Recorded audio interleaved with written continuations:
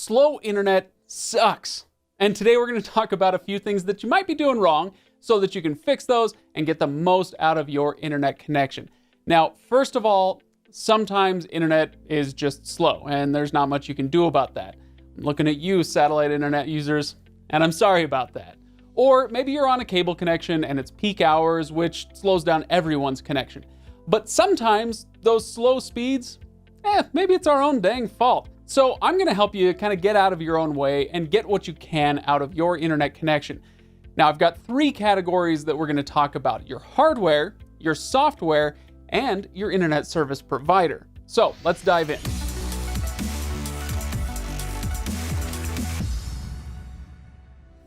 All right, thanks everybody for joining us. If this video was helpful, go ahead and give it a like. I would much appreciate that. And if you enjoy what we do here, consider subscribing to reviews.org so you don't miss any other videos that we do, much like this one.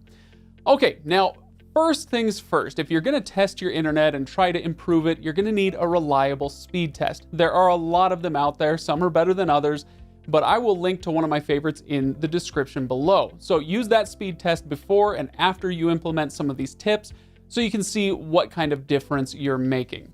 Okay, now on to the things that we're all doing wrong. Actually, a bonus before we get to all that, it's about your router. Upgrade your router. Have you had the same router since 2004 or maybe since 2017? Well, yeah, it's 2020 now and it already sucks. So sorry about that. Just go to your router, check the specs on it, and find out what its capacity is, because not every router is capable of carrying the megabit per second load that your ISP is ready to send your way. This is why I had to upgrade from my Google Wi-Fi, which I liked just fine, because when I got fiber internet and it was capable of gig speeds, that Google Wi-Fi system wasn't able to handle it, and it wasn't very old. So I had to upgrade to something else that was capable of handling those higher speeds. All right, the first thing you might be doing wrong is putting your router in the wrong spot. Here's the thing, if you've got a house that's long, you don't put your router in the corner, you put it in the middle. Make sure that it is close to the action. If it's out in some corner of the house, it's not going to be able to reach the other side of the house. Or if it's in the middle of a bunch of other electronic equipment, maybe there's interference going on and it's not able to get out a clear signal. So make sure that your router is in a good spot. Second of all, reset your router. Have you ever had that thing where your computer's kind of acting up, applications aren't working quite right, and all you had to do was reset it? Well, that's kind of the same thing with your router. The software inside, it needs a reset every now and then to make sure that it's working correctly. So with a lot of routers, all you do is unplug it, plug it back in. You can make the IT crowd proud with that one.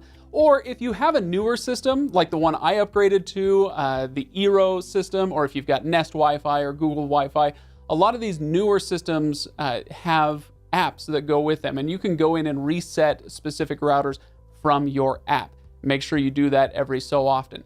Another bonus tip, by the way, speaking of that app, if you go in there and prioritize your devices, that could help quite a bit. Your smart home devices, maybe you have a few, maybe you have a bunch of them, those connected devices could be slowing down your primary devices. So check your app and prioritize your most important devices to make sure they get the bandwidth they need. Don't let your child's Netflix stream cut out your important video conference or something like that. All right, tip number 3, you might be depending too much on Wi-Fi. Now, Wi-Fi is great, Wi-Fi is good, and it helps you connect all these devices around your house really conveniently. But if you can, use Ethernet on your most used devices. Your laptop, your smart TV, that gaming console, not your phone because you can't do that. But your Ethernet connection will help speed up those devices considerably. Wi-Fi is getting a lot better at speeding up compared to Ethernet, but it still can't quite compare. So if you can plug it in, do it. Mesh Wi-Fi, by the way, can help a lot with this. You can hardwire with some systems, which I found out recently, only with some systems, you can hardwire one mesh point to another. And so you can get that second mesh point close by that vital device if it's not already close to your primary router. And that way you can use Ethernet in those important devices to make sure that they're as quick as possible. All right, let's move on from hardware and talk about software a little bit. Our 4th tip has to do with your browser. You have too many tabs open. I'm looking at all of us, honestly. You don't need to have 2,000 tabs open. They don't all deserve your attention.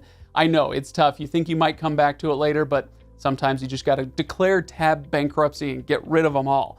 Now, Chrome and some other browsers are getting smarter, and they can temporarily muzzle a tab that you haven't opened in a while, and then it kind of reloads when you reopen the tab.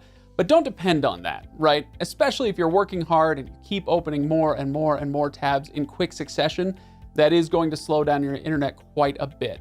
So just declare tab bankruptcy, like I said, and start over. I promise you'll be just fine.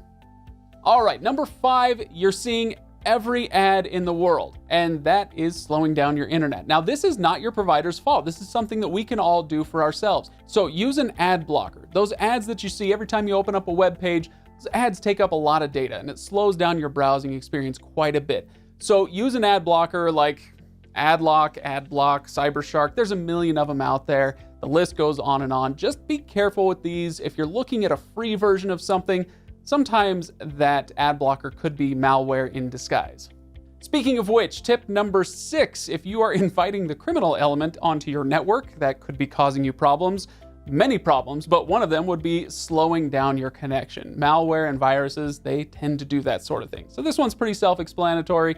Get rid of it. Get a virus and malware scanner, and that'll help you get rid of that stuff. So it's slowing you down, get rid of it, you'll speed right up. I should mention though, just like with the last tip, watch out for free services because sometimes those are actually malware in disguise. All right, tip number 7 is your cached data. Cached data is the data you pick up every time you visit a site. Every site that you visit stores some data about that site on your computer so that their pages will load faster in the future. Now that sounds like a good thing, and it kind of is. Yeah, it does make things convenient and pretty quick up to a point. It can get out of hand. Pretty soon your computer and your browser are holding so much data, so much info, it's weighing the whole poor system down. So you can go in and clear it manually in your browser settings, or you can actually download a Clear Cache plugin to do that all in one click. All right, lastly, let's talk about your internet service provider. Luckily, this is our specialty here at reviews.org. We know everything there is to know about internet service providers. So a few tips on this one. Now, tip number 8, you might be hitting your data cap. Now, most plans, many plans at least, come with no data cap these days, but not all of them. Again, sorry, satellite internet people, your data caps kind of suck. Anyway, but check to see if you do have one. I did on my Xfinity plan that I had for a long time ago. They gave me 1 terabyte of data per month. I rarely hit that cap, but when I did, my speeds slowed way down. So if you have a data cap, think about a different plan if you can. Which brings us to number 9, switching plans. It's possible that your plan just sucks and that you can get a better one. Plans are actually a little bit like routers. Providers are constantly tweaking their offerings and trying to give you better stuff, but if you never make a peep, if you never go and look, there's a good chance that your crappy old plan will just get grandfathered through all the changes and updates. So if you've been on a 25 megabit per second plan with your DSL provider, just call, see if they have any deals for you to upgrade to, or maybe they have a different type of connection. Some DSL providers are now getting into fiber. So if you switch plans, sometimes those plans will be faster and cheaper, especially if you can convince them to get you in on some introductory offer that they normally just give to new customers. And finally, tip number 10 is switch providers. Now, ultimately, you might just have a bad provider, at least for your area. In some areas, you can only get 1 or 2, and that's too bad. There's not much I can do about that here. But most places will have a bit of competition going on, so take advantage of that. In fact, go to the zip code checker tool at reviews.org. I will link to that in the description below. You can put in your zip code and we will tell you exactly which providers and which plans are available in your area so you can make sure that you are getting the best deal.